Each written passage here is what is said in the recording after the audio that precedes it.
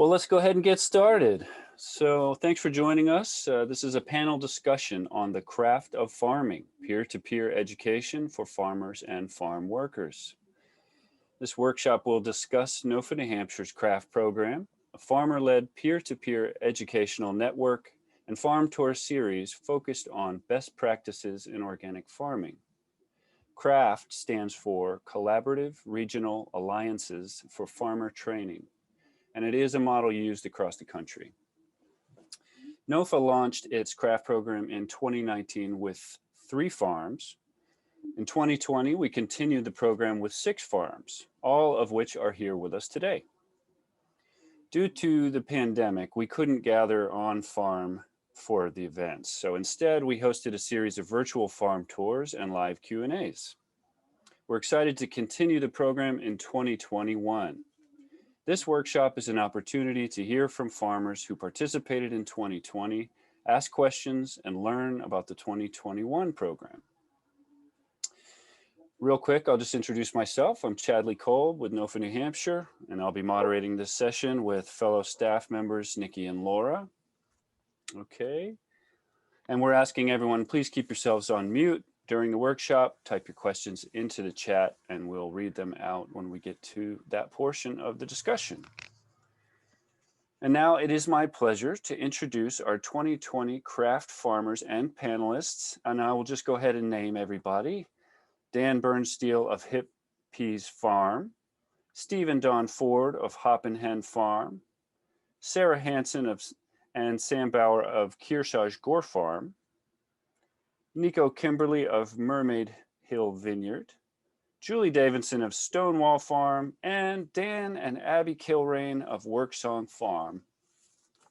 I'm not sure if Abby's here with us at the moment, but Dan, all right.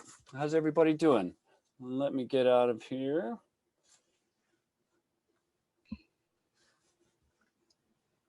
Okay, so we're going to kick this off with some questions. And just to get started, I want to ask each of you, I don't know who wants to go first, but I'll ask each of you what your farm specializes in and what was your farm tour topic this summer. Dan Kilrain, you want to go first? Sure. So our can you hear me? All right. Perfect. All right. Our farm tour, we called it Starting Small and Staying Small. And it was really about how even as we're growing our business, we're not really getting much bigger as far as equipment and land and that sort of thing. But so as far as what we specialize in, we grow. So we do vegetables, almost all kinds of vegetables that we can grow, certified organic, and we sell to mostly CSA and farmers markets, mostly one farmers market, and a little bit to Warner Public, to Sarah. Okay, great. Julie, do you want to go next? Hi, I'm Julie Davidson. I work at Stonewall Farm in Keene, New Hampshire. We're a nonprofit agricultural education center, but we also operate a working organic dairy farm, and we supply milk to Stonyfield. And we also operate a small-scale organic specialty crop market garden. We sell mostly through a CSA and through our farm stand at the farm. And our topic was soil health. So we talked about our soil health strategies, both in our dairy and in our specialty crop production. Thank you, Julie. And how about Dan from Hip Peas Farm? Yeah, I'm from Hip Peas Farm. We're a small organic market garden based out of Hooksett, New Hampshire, focusing on agritourism. We supply mostly high quality vegetables to local restaurants. This year we made a switch to CSA, and this coming year we'll also make a switch to farmers markets. We do plan to have a farm stand on site as well as a event venue where we'll encourage people to come onto the property and kind of experience agriculture firsthand. And our topic was efficiency on a market garden. Thanks, Dan. From Kearsarge Gore, we've got Sarah and Sam. You guys want to chime in? Yeah, we can share our introduction. My name's Sam Bauer, and Sarah and I work on my family's farm, Kearsarge Gore Farm. My folks started the farm in 1982 or 83, maybe it was 81. I don't know. I wasn't around when they started it. And they've been certified organic operations since 86 or 88, maybe. This year for the craft program, our topic was 4-season farming in New England. And we do farm year round. We grow organic market vegetables in the summer. We raise lamb, beef, and pork throughout the year. We make maple syrup in the spring, and we practice forestry, and we do some logging in the winter months. Am I missing anything, Sarah? Okay. That's us. Wonderful. Thank you. Nico with Mermaid Hill Vineyard. Hey everyone, I'm Nico. I work here at Mermaid Hill Vineyard, where I manage the growing of the vines and the making of the wine as well. The topic of our craft visit was focused on growing grapes organically in New Hampshire and this kind of humid climate that we have.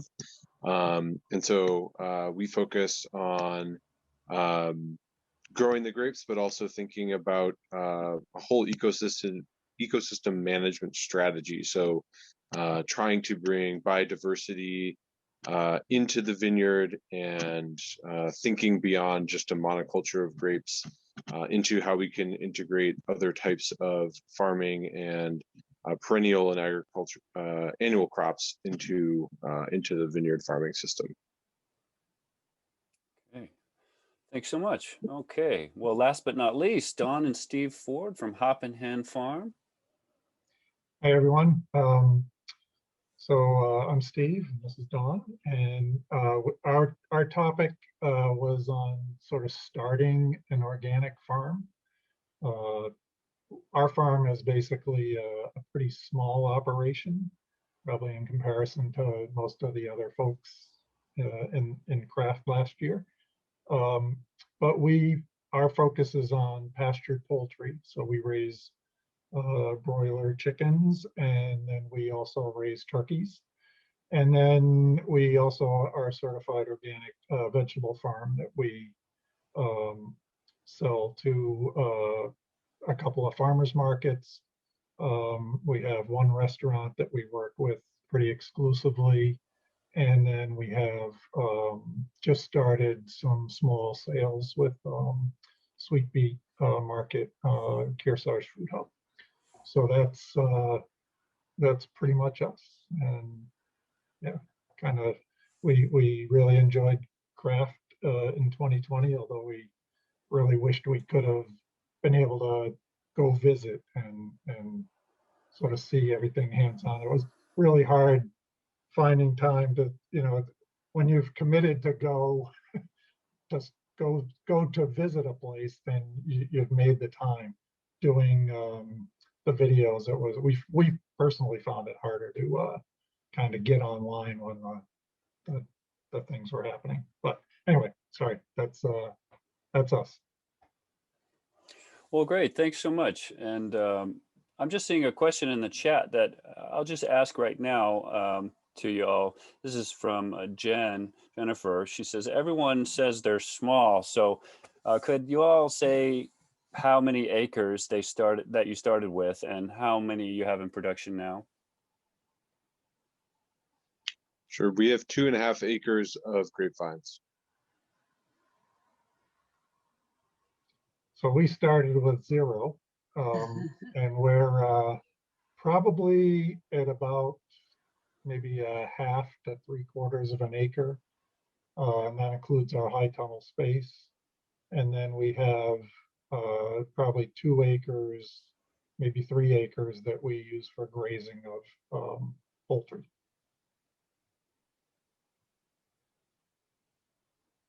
Our main property is on 5 acres, but we only farm on about 2/3 of that, 2/3 of an acre, excuse me. And then we just rented an expansion plot last year that gives us another acre to work with.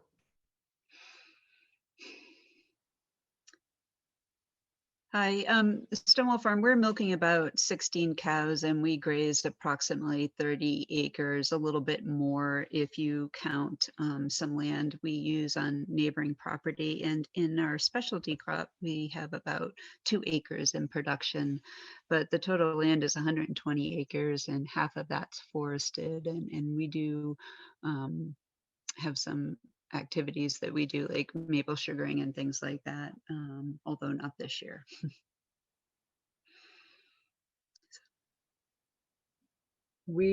Sam's parents started with it's a big property. The total acreage is like 500 acres, but they cleared it field by field. So one of the first gardens was like 1/4 of an acre, and it's kind of expanded up from there into 6 acres of vegetables. We have hay fields too, probably like 15, 20 acres of hay fields. And then the sugar bush, like Julie was just saying, which is like, yeah, the rest of it.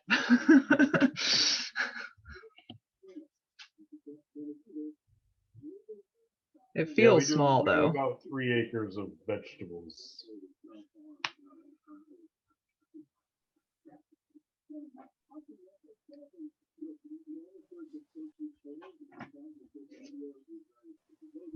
Okay, thanks everybody. Nikki, I think Nikki has a question she would like to ask. Hi, thank you. It's great to see you all. So I had, ask of actually our audience. I don't know if you mentioned this or asked this before I got on, but it would be great to see everyone. This is our lunch panel. So if you want to turn on your video, it would be fun to see your faces. And if not, that's okay. So that was my ask. And then I just wanted to put into the chat. So I know that Chadley mentioned that we produced 6 videos with each of the farmers who's on the call right now. So you can see the videos at any point on our website, which I just put into the chat. The videos that are there are the hour-long presentations, which include the video tour, which each ranged from maybe, I think, 15 minutes to up to about 25 minutes. And then the whole rest of the 1 hour is filled with community conversation with the farmers, asking questions related to their specific farm and their farm topic. And these are really great resources. So please check it out. And that's what I wanted to say. Thank you. Okay, awesome. Thanks, Nikki. All right, so let's go around and go for another question here, everybody. How does learning from and connecting with your peers help you in your farm business? Dan Kilrain, do you want to get us started? And I can put that question in the chat if that's helpful too. Yeah, actually, I think it's really the best way to learn farming is meeting other farmers, visiting their farms, and just bouncing ideas off of each other. And you know, we just helping each other out, I guess, sharing information. We're pretty fortunate that farmers are likely to do that, as opposed to, I would imagine, other businesses that are more competitive, you know, want to keep their cards close to whatever the phrase is, you know, not share their secrets. But I think the nice thing about our kind of small local farming is you know, we're not competing with Dan and Hooksett, say, because you know, we sell everything within 5 miles of our farm pretty much. So I think it's more of a more small farms and a redundancy there, rather than just, you know, individual farms trying to get the whole market. So I think we're lucky in that sense. Yeah, I agree with Dan. I think that we have such a community of people here who all know each other to some extent, or it's like, hey, I've heard of you. What's going on? What are you up to over there? Like, it seems maybe from being inside that this community is like approachable, I guess. I think the other thing is, yeah, that we all want to lift each other up. There's so much room for growth in this market that we're at. There's not that many people growing organically in this area. There's not a lot of people farming still, even though it seems like there's still so much room for growth. And we just need to keep educating people about every aspect of what we do. So the more that us as farmers can communicate, have people come to the farm, have NOFA come and film up there, it seems like we're just getting the word out about like how your food is actually getting to your plate and helping each other do it along the way. Yeah, I feel like as a grower, there's really no better tool. As Sarah and Dan both kind of mentioned, you know, a rising tide really lifts all ships for us. Just like Don and Steve mentioned, we're pretty new growers ourselves. I think this is our 4th year, and anytime we've had a problem, whether that's with a crop or a technique that we use, it's way more instructive and helpful to talk to other growers and say, hey, you know, I'm having some trouble with my high tunnel, you know, it's not venting correctly, or we're getting a lot of humidity, or whatever the case is, and just kind of read the room and say, well, we tried this method and it didn't work. Oh, well, yeah, we did that, but we did it a little bit differently and it worked really well, or it didn't work at all. And it's this continually expanding information that, instead of going out and dropping $5,000 on a new tool and I have no idea if it works, I can speak to other growers and maybe they have some experience with it, or they've got a cheaper way of trying it. It really, I don't think we'd be where we are today if we didn't have that network of other growers. And the craft program personally was really helpful for us this year, because it was harder to get to other farms and speak to other growers. The conferences are all virtual this year, so those are really good networking opportunities for us in the past. So yeah, it's really helped us to grow, and I think it will continue to help us to grow.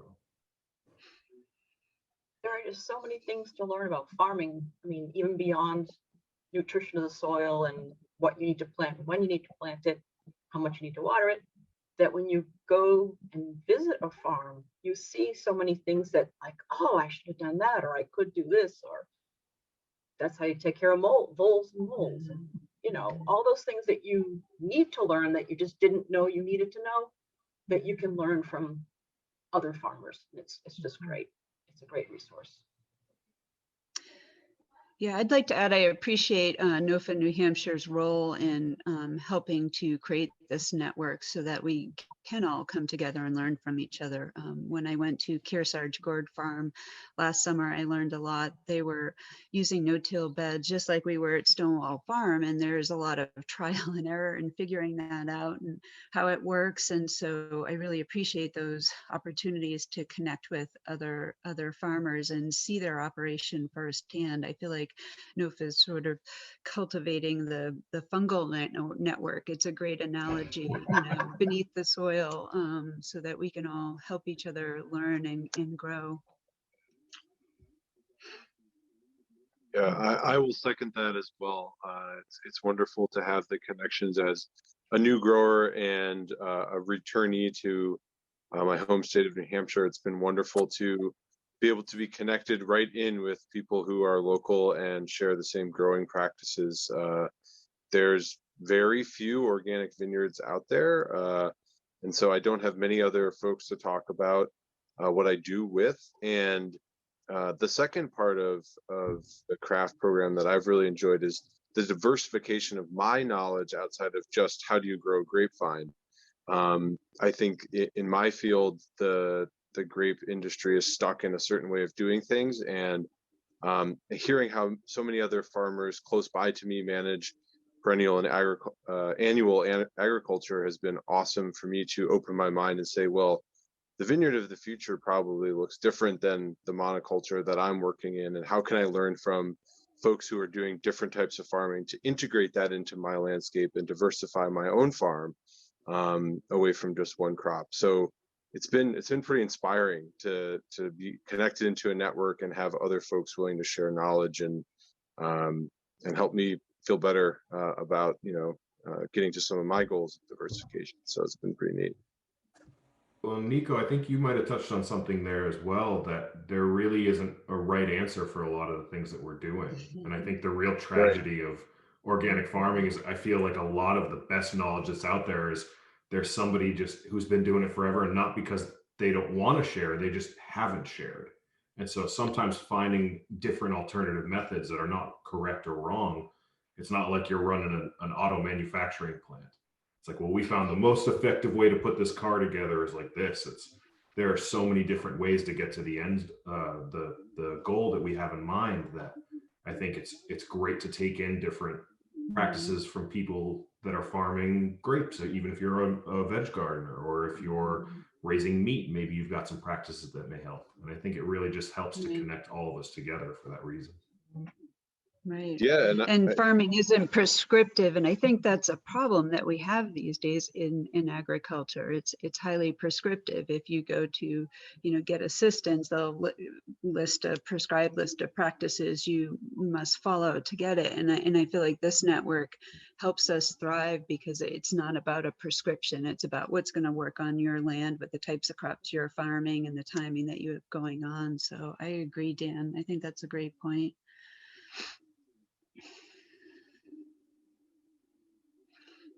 Yeah, it's a form of local knowledge that can't really be replicated. I can Google all I want about how to farm organically in the Northeast, but nothing beats talking to Dan, who's right next door, or Kearsarge, Gore up the road. I mean, there's a special kind of knowledge that we have and we get to share, and we want to share. It's that it's nice to know that we can do that. And on another level, it also just helps to say, hey, we're running a CSA. We don't grow lamb, but hey, I know that Sam and Sarah have lamb, so maybe we'll pull in some of that. It helps us to have those strong bonds to, if people want to get their food locally, just because we can't produce all of it ourselves, we know other growers that can. Hey, we don't do potatoes. It doesn't work for our market, but we know other farmers that do. That helps out a lot. I guess my brief thing would just be like my appreciation for what NOFA has done with the craft program and creating this space. This is our second or third year now participating with the craft program. And now some of these folks that, we're always stuck on our farms and we're always working full time, and it's so hard to really get out there and get to other people's farms and see their operation. And this for us at Kearsarge Gore Farm has really been a great opportunity for me to get to know some of you other farmers that are out there doing it, and to have this this space for the conversation where now we're starting to form relationships together if we didn't have relationships already, and being more comfortable with each other and learning about each other's operation, and just having the area and the space and that dedicated time to commune with each other and recognize that it's an important thing to do. We're all very capable, I think, of being stuck on our farms by ourselves, focusing on our own operation, and having really excellent programs like this has definitely created a great networking opportunity just to get to know each other and be comfortable with with talking and sharing about our operation and asking questions about other people's operations. It also creates a landing place for people who are new to farming to come in to. We'll probably get to one of this question that Jean asked in the chat, but going forward to figure out how we can get more food and more farms throughout the state. I think that places like this where people know that there's like this aggregation of knowledge, that there are people who they can turn to.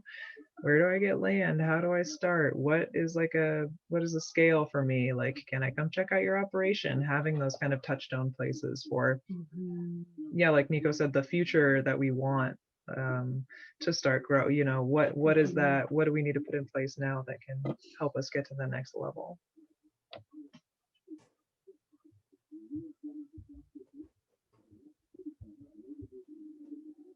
Awesome. Thank you all. Did anyone want to add anything else? I don't want to step on anyone if someone was going to say something. All right. Wonderful. Well, we have another question we can ask you. How does and can the CRAFT program build a stronger cooperative organic farming community in New Hampshire? And I know you all touched on that a little bit, but if you have any other thoughts, we'd love to hear them.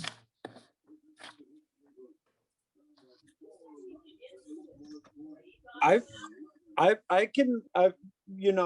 touched on that a little bit a second ago, just as far as like the connections and the conversations. The other thing that I have noticed is how small New Hampshire is. And now when I drive around these neighboring towns and areas, and I see Dawn and Steve's little hoppin' hen sign out at the end of their driveway when I'm driving past, you know, and Sarah and I made a trip through Keene the other day, and we saw Stonewall Farm sign out there, and realizing that New Hampshire is a small area and we have a lot of small farms, but we're all neighbors, and we're all like doing it close together, and we really are more connected than you would think.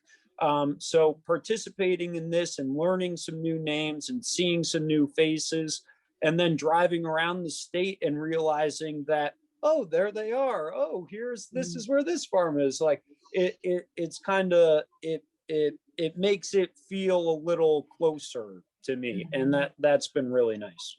Yeah.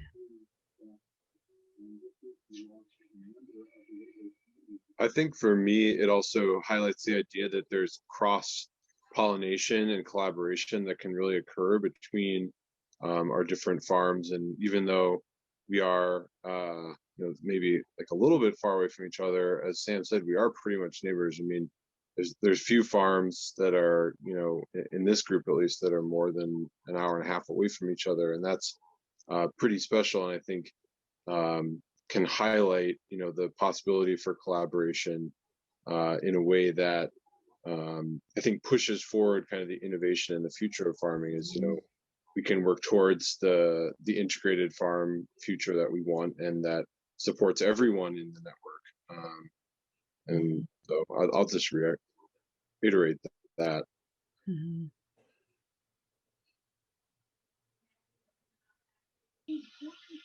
I guess the one comment I would make is, to me, a program like CRAFT, and hopefully we get to expand this even further. But, right now we've been very sort of focused, I think, on sort of Merrimack County centric area. But, Julie's down in Cheshire County, and, we don't think we have any real representation from too many other counties, but although I'm not sure whether Hooksett is in Merrimack or which county they're in, but anyway, it'd be great to see, talk about building a network out of, organic farming and really promoting organic farming practices. It is to see, at some point, you're not going to be able to have, like 50 different farms all come to one place. Probably logistically, I think that would be challenging, but getting sort of little spin-off groups to kind of, do their own thing would be kind of cool. And, maybe have one down in, sort of county by county kind of thing. Yeah. And to piggyback on that, I'm looking at Jean's question in the chat, and Jean and I work together on the NOFA New Hampshire policy. So we've been tackling his question that he posed. If you haven't read it in the chat, how can we get more people to support small local farms and produce more of our food regionally? It would be great if we could maybe see WMUR or New Hampshire Public Radio cover the craft series so we can get this out to more people, and the average consumer could be watching and learning as well, to learn about how we grow our food and the need for more small local farms, particularly as we saw during the pandemic. So that's one idea that came to mind when I was just reading Jean's question. So thanks, Jean.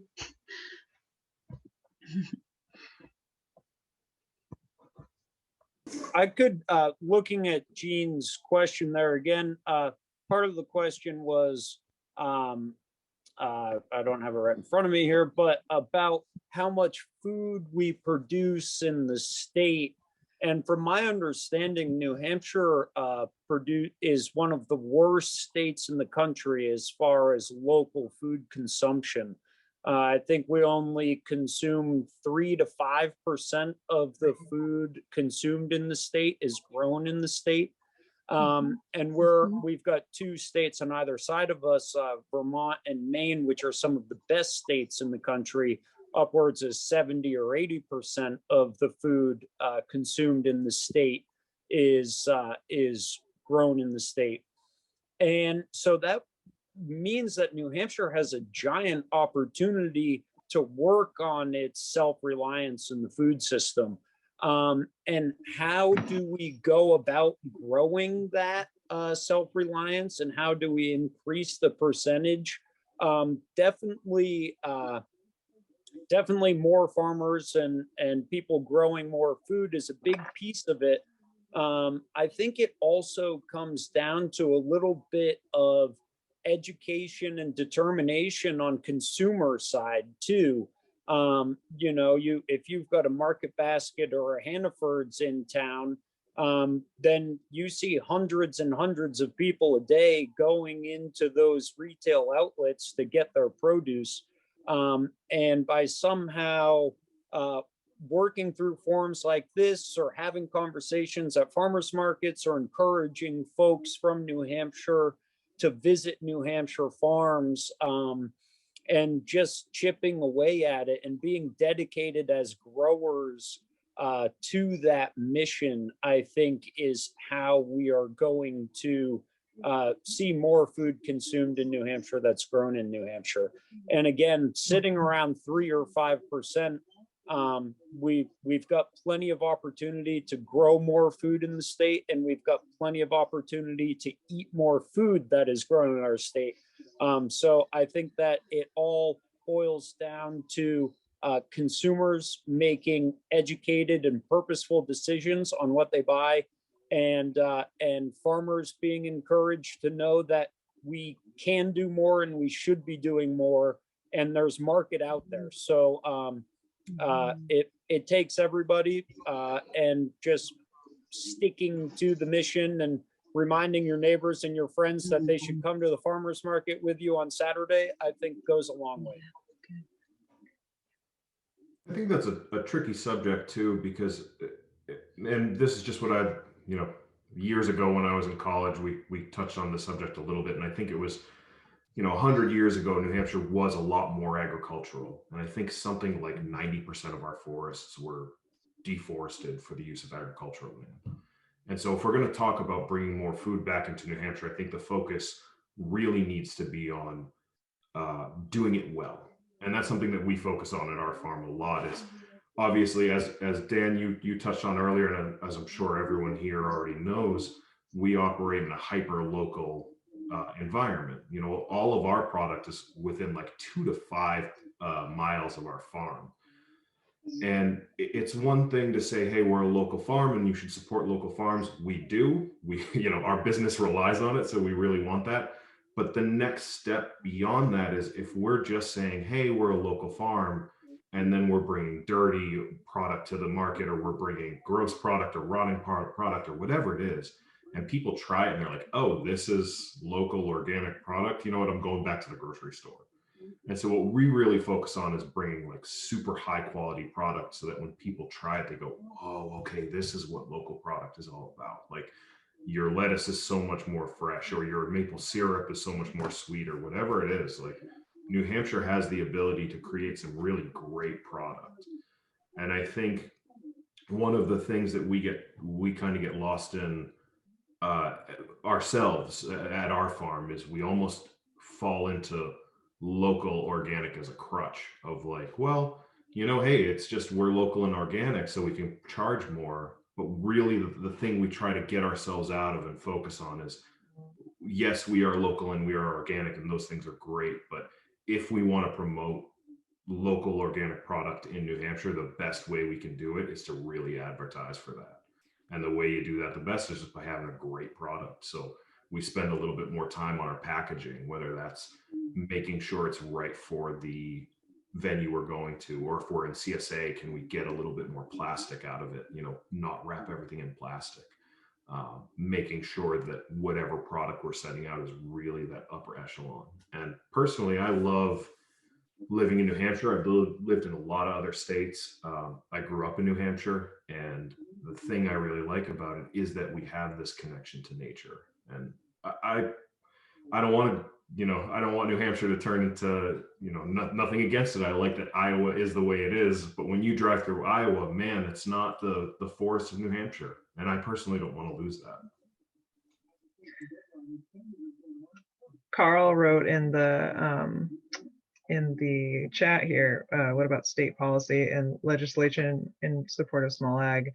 And Carl, you stole the words right out of my mouth. I was going to say, I think that we need to get a lot more. It's not just bigger is better. We need to get a lot of small farms doing local ag. We don't need to be trucking food up and down the state. We don't need to be doing that. And I think there's a lot of policies that we can implement. I don't know, radical or whatever, but like, you know, thinking about farming as a public service, some student debt relief for young farmers to get involved would be a huge barrier to overcome. I know that nobody is going to get into this if they have $30,000-$40,000 of student debt on top of wanting to start a farm where you're not going to make any money for a couple of years. We are really lucky. I don't know if you guys know, but our representative Annie Custer sits on the House Agriculture Committee too now, so we have an ear right into the federal legislature, who is going to be, you know, we gotta stay in touch with her and say, hey, we're looking for more organic, more small, more of these kind of farms that we know and love. How can we free up land for these kinds of farms, redirect some of this, make sure that when there's land turnover as our state ages, that it goes into, that it doesn't just get developed, right? That it doesn't just get turned into a cornfield, hayfield, or housing development, you know? I think there's a lot of innovative and interesting ways and opportunities that New Hampshire has in terms of changing policies to, like Sam says, you know, kind of like mimic some of our neighbor states. We have this opportunity.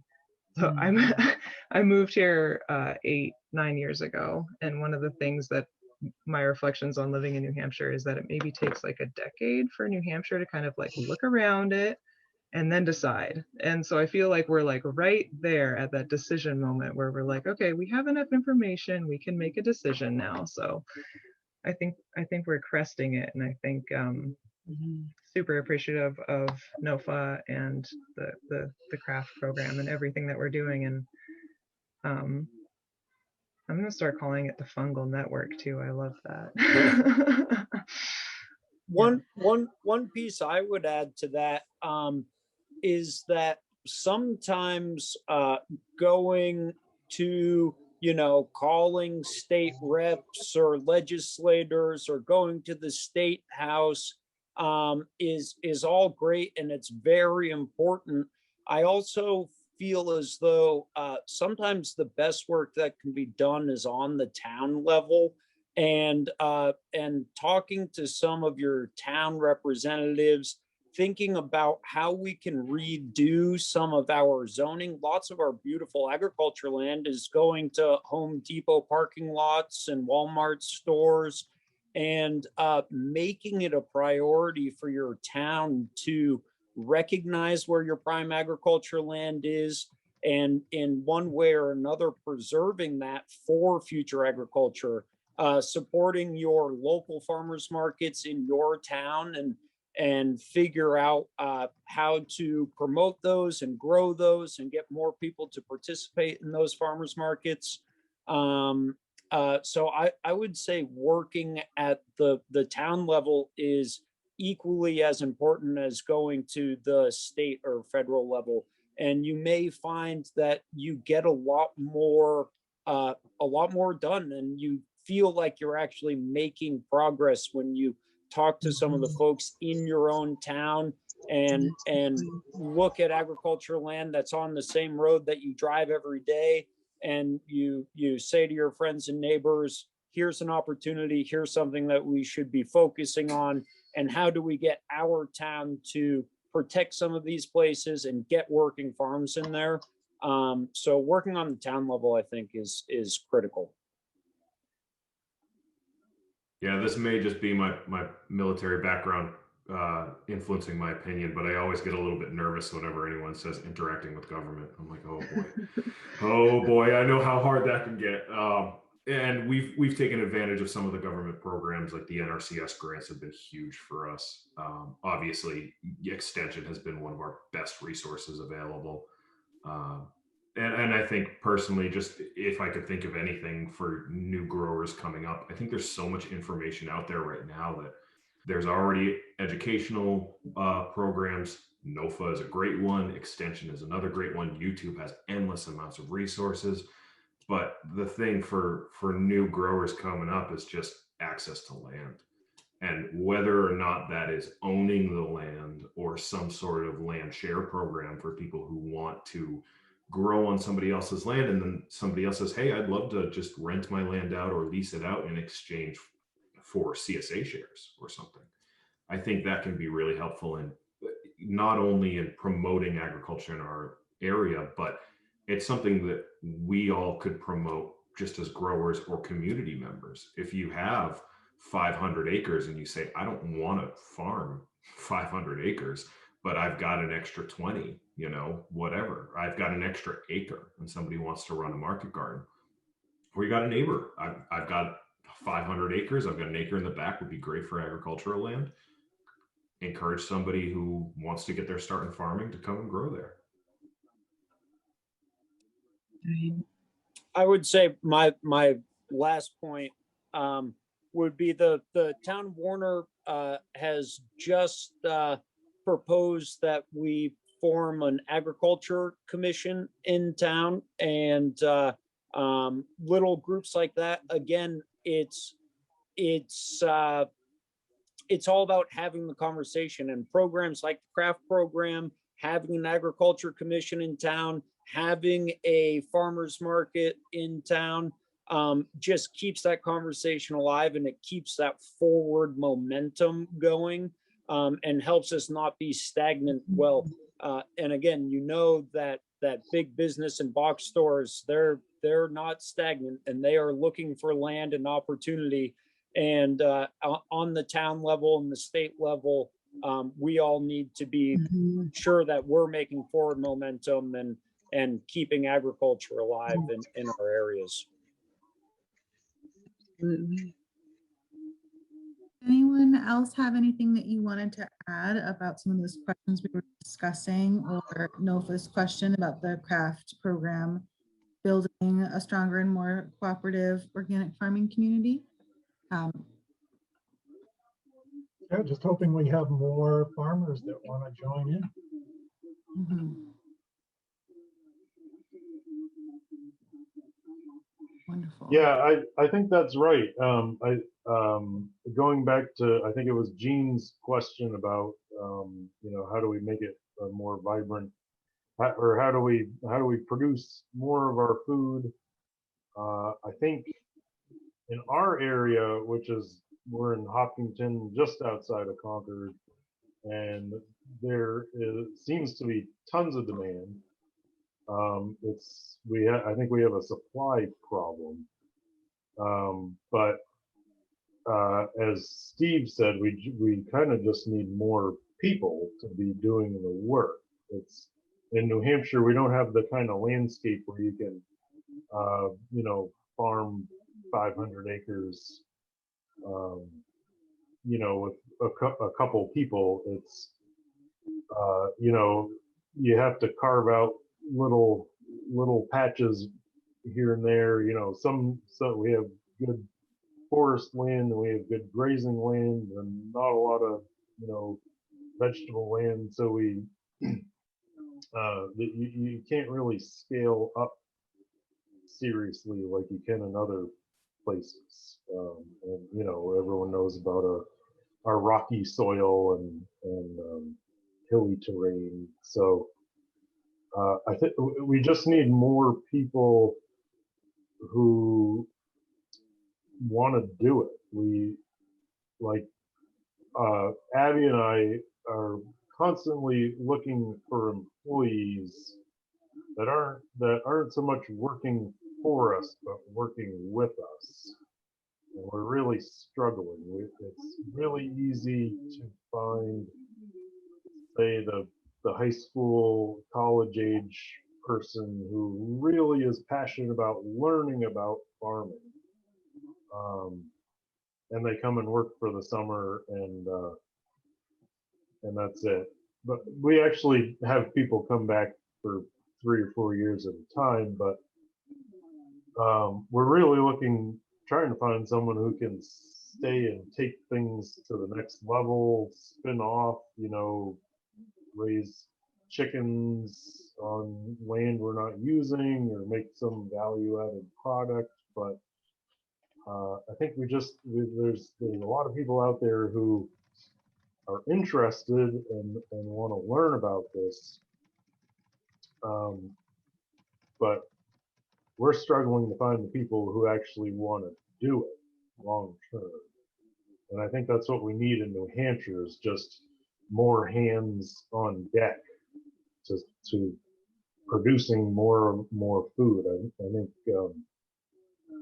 once we have more production, I think the momentum could build behind that. As far as getting things done politically, or getting more consumers interested. I just feel like it's the supply end where we're kind of falling short here in New Hampshire. Yeah, and I think that's a tough sell on our end, Dan. We struggle with the same problem too, and it's like, hey, you want to come work on our farm for low pay and high temperatures and brutal hours and brutal conditions? I mean, you could do the same thing working HVAC and make a ton of money, or you could come work on our farm. You'll learn a lot. It's a great way to make a living. I personally love it, but it is a tough sell. And I saw somebody else in the chat talking about how there's new programs coming to incentivize local schools to purchase product from local farms. And we're actually really happy that Hooksett has been kind of a pioneer in that program in New Hampshire, because we made an effort to reach out to the Hooksett school district and say, hey, if you guys want, you can come to our farm a couple times a year, bring a field trip of kids, and we'll just have a day of teaching them about agriculture in a conducive, fun way that hopefully gets the next generation interested in agriculture. And so it's this self-propelling positive cycle of, first we just wanted to get people in the area involved and kind of get our name out there. And then the teachers said, oh, well, hey, this is great. Maybe we can buy product from this area. and then they start buying the product, bringing it into the schools. Hopefully then there's positive policy that comes from it and they can get a break. Obviously the teachers are incentivized because they look great furthering this kind of a program. And then in the future, hopefully we get some more employees that want to learn more about agriculture. And, you know, again, we spoke earlier about how beneficial it is working with other farmers. One of the things that I love working with other farmers the most is just they're some of the most creative and intuitive people of, I have this problem and I don't know how to fix it, but I created this amazing tool or system or whatever it is. And whether it's on purpose or by accident, I think we can find some great ways to solve these problems of, you know, hey, labor shortages, or I can't grow this product the right way, or whatever it is. I think by working together, we always help our chances of success. I think that what both the Dans just said kind of go hand in hand there a little bit. Finding really excellent work on the farm can always be a challenge, and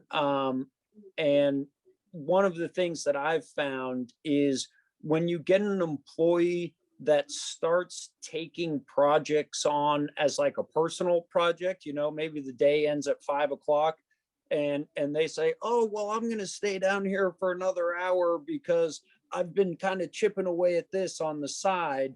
And you start adding this bit of they feel empowered to work on some of their own projects.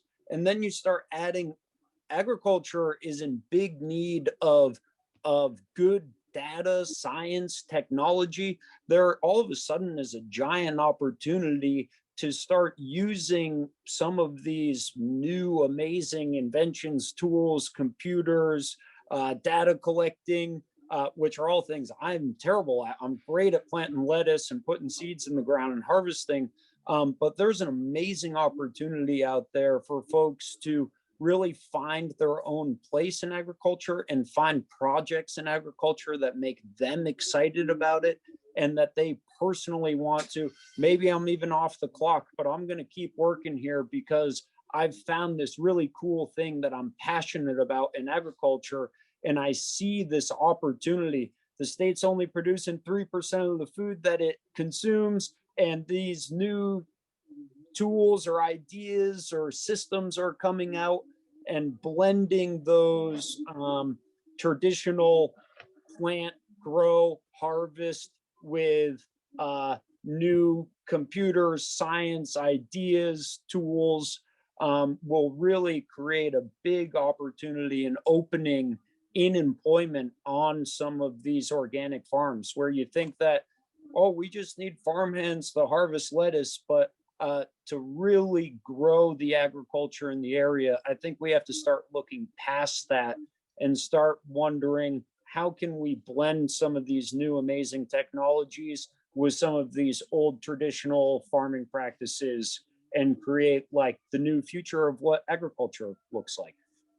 So that there's plenty of opportunity for employees, I think, but it definitely helps to have them feel as though they can be self-empowered while working on your farm, even, you know, so there's opportunity for sure.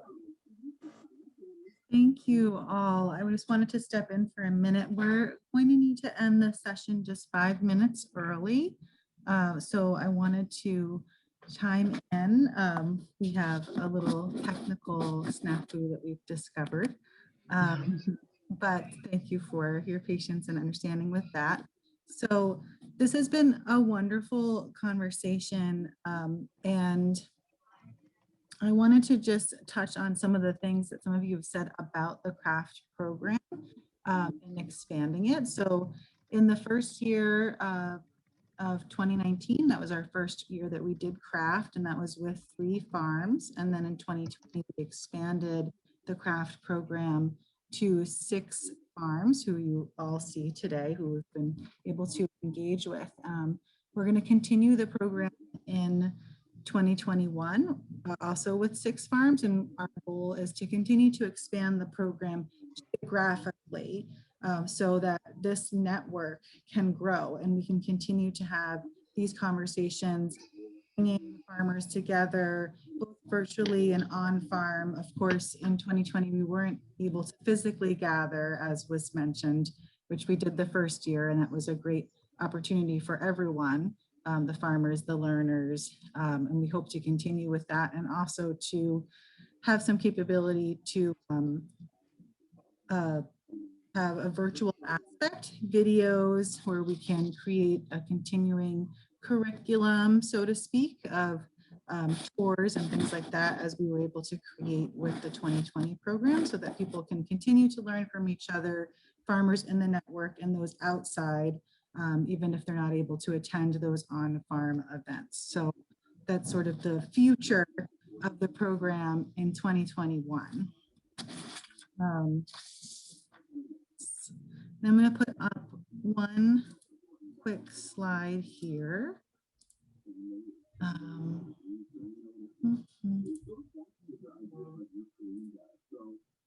And I want to thank all of our farmers again for being here with us and also being part of the 2020 program. I'm glad that we were able to address some of the questions in the chat throughout our conversation. And we hope that if you do have additional questions for the farmers, you could contact NOFA New Hampshire and we can connect you. We want to continue to grow this wonderful community, as I mentioned. So we do have some links up on the screen to get you all to the next workshop, which is going to be the Might of Tiny Victory Gardens with Acadia Tucker. And that is beginning at 1:45. We also have some other information up here, our exhibitor fair, as well as our conference bookstore. And if you're not a member of NOFA New Hampshire, we of course invite you, as always, to join our growing community. And thank you all so much for being with us during lunch, and especially again, thank you to our farmers for being part of the program, and to everyone for your wonderful thoughts, questions in the chat. It's great to see you. Thanks for everything, Nikki. This is awesome. Thanks everybody for being here. Good job, everyone. Thanks. Bye. See you later. Bye, everybody. Bye. Good to see you.